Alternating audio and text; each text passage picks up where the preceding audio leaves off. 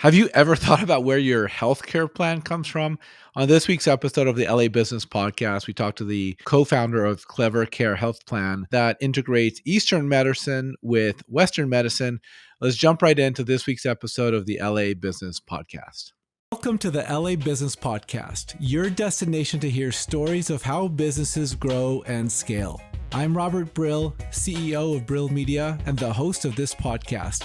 Now, let's jump right into this week's interview. Hey everyone, welcome to another episode of the LA Business Podcast. Today our guest is Myong Lee. Myong is the President, Chief Operating Officer, and co-founder of Clever Care Health Plan. Thanks for being with us today, Myong. Thank you so much. Tell us a little bit about what you do and what Clever Care Health Plan is. Sure. I'm the president of Clever Care Health Plan and also one of the co-founders. Clever Care Health Plan is a Medicare Advantage health plan based in Southern California. We provide health insurance for people who are 65 and older, as well as people who are disabled. And tell us a little bit about, are you going up against Blue Cross and Blue Shield? Are those your competitors? That's right. So, we're going up against Blue Cross Blue Shield, Scan Health Plan, a number of these Medicare Advantage health plans. What makes us uniquely different is that we're very focused on providing culturally sensitive healthcare options to, in this case, the senior Asian population, but really anyone who's looking for integrated medical care, which includes Eastern medicine. As long as they qualify for Medicare, they could join Clever Care Health Plan. And so what are the nuances here, right? I'm not particularly familiar with, I barely know whether or not we have Blue Shield or Blue Cross. Uh, and it's my company, which I guess I should be on top of. What what are the nuances here? What do people need to know about what makes this different from some of the larger, more well-known companies? That's right. So one of the things that Clever Care is trying to do is make sure that we introduce health equity into the products and services that we offer to our members. So one of the key things that we're doing here is making sure that our members have access to healthcare and they could do it in a culturally sensitive manner, and really they could do it in their language. So when a member initially hears about Clever Care, we have advertising that's in both English as well as other languages such as Mandarin, Cantonese, Vietnamese, and Korean. So they're able to kind of get what the story is directly in their own language. Once they start interacting and they start talking to salespeople and sales reps, they can certainly call us or they could reach out to brokers in their own language. When they reach out to Clever Care directly, they're also able to talk to someone, a member services associate, in their language of choice, be it Vietnamese, Korean, Mandarin, potentially Spanish or English. So we're just trying to make sure that by providing access within their language and the culturally sensitive manner, as well as the benefits that we provide, we're giving them something that's really unique and differentiated. And so how Eastern Health and Western Health, how do you integrate those two in your plans? That's right. So one of the key things in any successful health plan is making sure that you have a great network of providers. And one of the things that we've done, which is very unique, and we have a very large network of providers. So we have over 15,000 contracted providers. But then within the 15,000, we have thousands of ethnic and culturally sensitive providers who speak the language of our members. And then we also have our own directly contracted network of acupuncturists as well as herbalists. So, typically what happens is that one of our members, we want them to see their PCP, but they also want to take care of the healthcare in their own way. And one of the ways that they're able to do that with us is, coordinating with their PCP, but then also talking with their acupuncturists and herbalists, and really integrating both Western medicine with the Eastern medicine. Really interesting there. So do your competitors not integrate with like acupuncturists and whatnot? Yeah, so I think one of the great things is that first we have our own directly contracted acupuncturist network. Secondly, we offer unlimited access to acupuncture. We're also the only health plan in Southern California, a MA plan, to offer herbal medicine, access to herbal medicine. Hmm. Um, so the PCPs in our network are quite accustomed to working with and integrating with the acupuncturist. So Hmm. that is very unique with Clever Care's provider network. And so, how did this company come about? Like, how does this like it seems like such a massive endeavor to be able to start a health network, a health plan. How do you go about doing this? Well, luckily for myself, this is my fifth health plan startup. So I have, myself and my team, we have a lot of experience with launching and running Medicare Advantage health plans. But one of the key things that I saw, my parents are immigrants. They came from Korea, and they're both a Medicare age, and I just saw how difficult it was for them to be able to access healthcare. They don't speak English that well. Um, they also had difficulty finding a PCP as well as specialists who speak Korean. They didn't get access to herbal medicine, and quite frankly, the plan benefit designs didn't really resonate with them. So when I was thinking through, how I could help my parents out, the solution I came up with was to launch Clever Care Health Plan, which is designed so that people like my parents would be able to get health care the way they want in the language that they speak, and get access to the type of benefits that would be interesting to them. Hmm. And how do people, your target audience, how do they find you? I mean, I imagine there's a lot of opportunity for, and this would for your audience to really just love this plan because it's such a specific catered opportunity for them, for your audience. So how do people find you, and does it is it word of mouth, marketing, advertising? Let's dive into that a little bit. Yeah, it's really a combination of all three. So we are a startup. We just launched one of this year, um, and one of the key things to it is first really establish yourself in the market. Health insurance and Medicare Advantage. It's a really critical part of a senior's decision in terms of who they select to provide the health insurance for themselves. So you have to have credibility in the market, and people have to feel comfortable. They have to have heard the name, their primary care physicians.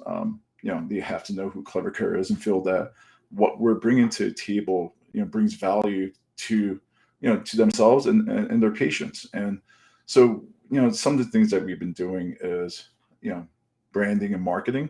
Just like a number of folks have seen advertisements on, the various TV channels, but we're also advertising on ethnic focused locations such as the ethnic radio stations, the ethnic TV shows, as well as the ethnic print media.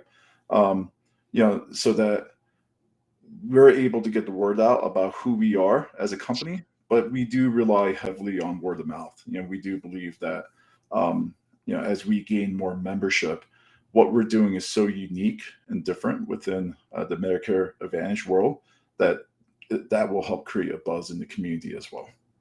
I think we just passed a key deadline for switching Medicare and Medicaid. Is that right? That is correct. AEP just ended a little less than a week ago. And so, what happens if someone wants to make a switch to Clever Care Health Plan now, like or into Mhm. January, February of 2022? What are their options there? Sure. So, between now and the end of the year, if you turn 65, or if you move into a new county where we offer the health plan, you're then allowed to join Clever Care. But then, beginning on January 1st through March 31st, um, there's a period called Open Enrollment Period (OEP), where CMS allows the seniors who picked a Medicare Advantage health plan, they get one opportunity during that time frame to switch to another Medicare Advantage health plan. And certainly, anyone who has already picked the MA plan, beginning in January through the end of March, if they choose to, they could also join Clever Care. That's really interesting. And are the doctors on the platform, like, are these the same doctors who are is there overlap between the sort of more traditional, general practitioners that you might find on Blue Shield and Blue Cross and et cetera?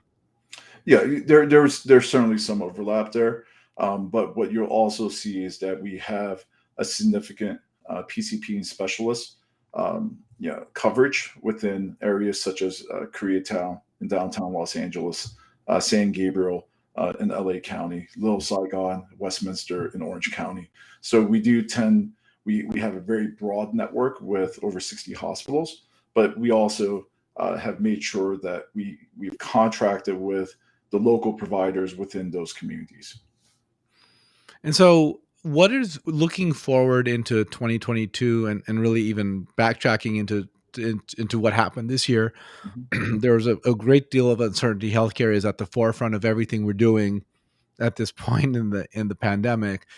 Like, how do you see what has your experience been launching this year in 2021? Like, what kind of experience have you had with Clever Care Health Plan? If someone had told me that I would be launching a Medicare Advantage health plan under, pandemic situation with, half my team being remote, I would have said that's pretty crazy. And Yeah. what's happened is you adapt, right? We have an incredible team of very experienced employees. They understand Medicare, and we've been able to adapt to having hybrid work situations. There have been teams that have been remote since the pandemic started, and I think that flexibility has been really important, and that's really allowed us I mean, launching a health plan, a Medicare Advantage health plan with all the different regulations, is difficult, but we've really pulled together as a team to make it happen, and we've done very well doing so. And so do you plan to go back into the office in 2022 or continue to work remotely? Yeah, so our offices, we have two offices, one in LA, one in Orange County, and then we also have three community centers for seniors, and really anyone in the community to drop by in. The teams themselves have been coming in. Some folks have been working remotely. Some have been coming in one or 2 days a week, and some people have been coming in a little bit more than that. It really depends on really the job position that they do and kind of what the Mhm. requirements are of that. But we've been flexible to make sure that we give our managers and the employees kind of what's the best case for them to make sure that they're able to fulfill the duties and also take care of themselves in the pandemic. And so as you look at 2022, what are some of the key initiatives that you're focusing on to grow subscribership? Yeah, so we're continuing to get the word out about Clever Care. Like I said, we launched three community centers: one in Koreatown, one in San Gabriel, one in Westminster, and Little Saigon. So we're really looking to utilize those community centers as a hub to be able to have significant community engagement. We're going to continue doing advertising and branding so that people get to be more familiar with Clever Care as a company, and then it's really the basics around blocking and tackling, right? We have to continue to expand our provider network, get deeper, and get to know our PCPs better, and then, quite frankly, get to know our members better as well. I mean, the membership that we have is going to have a significant impact in terms of, these are tightly knit communities, and when you provide a good service and you're engaged with the community, I believe that will have a significant positive impact in terms of membership enrollment. How do you know when you have a good product on your hands, right? Like, this is like such a complex solution to offer. How do you know when it's like the right thing and clients and customers are will be interested in Mhm. this? Yeah, so there are a number of things, right? I mean, you're always wondering about when you're a startup and developing something that is really unique and, quite frankly, just hasn't been done before. You wonder if there's a product market fit. And what we saw during this most recent AEP is that we grew our membership year over year from January of this year to January of 22, almost 11x, and that's obviously a great sign. The brokers and the different agencies that we partnered with, we're constantly asking for feedback, and like what are things that we can improve upon. And the feedback we got was that their clients were incredibly interested in having something that they felt really resonated with their culture. And between having the actual membership enrollment, you see the feedback that you get from primary care physicians as well as the different sales agents and brokers. And the feedback that we've gotten from the community is very positive. I love it. And in terms of product development, does that change dramatically, or do you have the core product or the core solution already prepared? Like, is there any significant change that's going to happen in 2022? I feel like you always have to continue to innovate. Hmm. You can't just assume that what you have is as good as it gets. So what we're trying to do is to continue to you know understand the needs of our members better, by directly speaking with them, of course, doing more research, so that what we're able to provide benefits that really resonate with them, have a significant impact on their healthcare outcomes and their quality. Hmm. And it gives our members access to benefits that, quite frankly, they're not going to get from anyone else. And we have to make sure that we stay innovative so that we stay ahead, because Medicare Advantage and health insurance it's a very competitive market. So I do feel like we have to continue to innovate.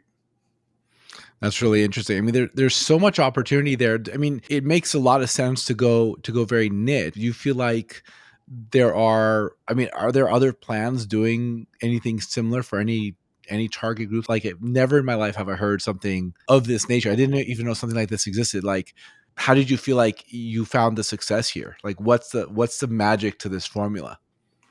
It's really just really deeply understanding, in my case, the Korean culture. But having the background that I did, having run and launched so many Medicare plans, and then seeing just how difficult it is for people who don't speak English to be able to access healthcare. When you really think about it, if for example my parents, Korean is the language that they speak, and to think about how difficult it would be trying to even enroll with a health plan, much less figure out how to use the health plan benefits, access care, talk to someone, if it's not in Korean, the challenges are so. I mean, trying to get access to good healthcare is hard enough without having these additional barriers. And that's Totally. really what I was trying to do, was make it just easier for people to be able to access healthcare in the manner that they're comfortable with. Right. Right, right, right. I mean, the healthcare marketplace in the United States is so fragmented in so many ways, and it's in a lot of ways the usefulness is so difficult to achieve because, like, even just getting a refill on something, it's like I can't just ask for a refill. Like every third time, it's like I have to expect that there's going to be some glitch in the system that's going to result in me not actually getting the refill on time, which is the craziest thing to me. It should be Mhm. such a more streamlined business than I think it is. And I think creating an opportunity for markets to have something of their own that can be deployed. I can't imagine trying to get healthcare in this country and also having a language barrier. That would Yeah. blow my mind. Trying to be successful in that situation. That's right. When I spoke to my investors, um, a question they asked was, why is this, so needed? And my response was, imagine if you're living in France, you didn't speak French, and everything in terms of how they delivered healthcare was done, within that culture, right? And it's just impossible, much less to be able to get the best care, to sit there and realize that you can't speak with anyone. No one understands what's important to you. No one understands like how you want to access healthcare. When I thought about those challenges, I went, you would think that it would be easy to be able to develop a health plan and do this, but I could tell you that, supporting multiple cultures, multiple languages, is very rewarding, but it's also challenging, right? I imagine, The yeah. health system was not, the or healthcare system wasn't set up to go beyond really English. And it wasn't really set up to go beyond being there, much less being helpful.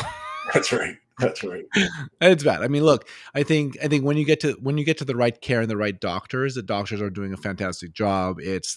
It's dealing with all the stuff going back and forth till you get to the right care, which is a challenge. So it's an interesting system. How long did it take you to develop and go to market with this? So the company launched mid 2019. Um, so we've just been, we started off with, you know, the three co-founders and one employee in mid 2019, and at this point we're well over 100 employees, and it really took every single person, working hard and really pulling to get us to a point where we're taking care of our members. But with how complicated Medicare Advantage is, it really does take a unique, especially within a startup environment, to be able to get the right combination of experienced people who are willing to work at a startup, which is inherently riskier. Um, Sure.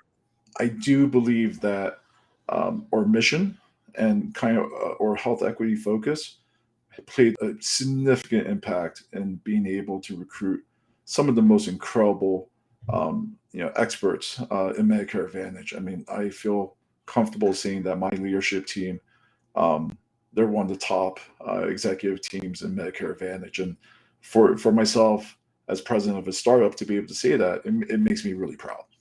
How do you how do you deal with the challenge of growing from 3 4 people to 100 people in about what 2 years, year and a half? Mhm. Like that's a lot of growth to handle. Like you must have some good HR people. We have a great HR team. We have great recruiters.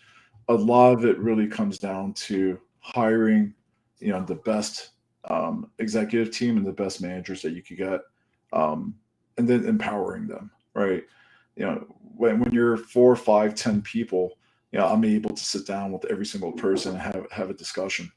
At 100, 120 employees, um, there's just a lot more, right? So, once again, this goes back to the fact that I have such an experienced and flexible executive team, my VPs and C-level executives.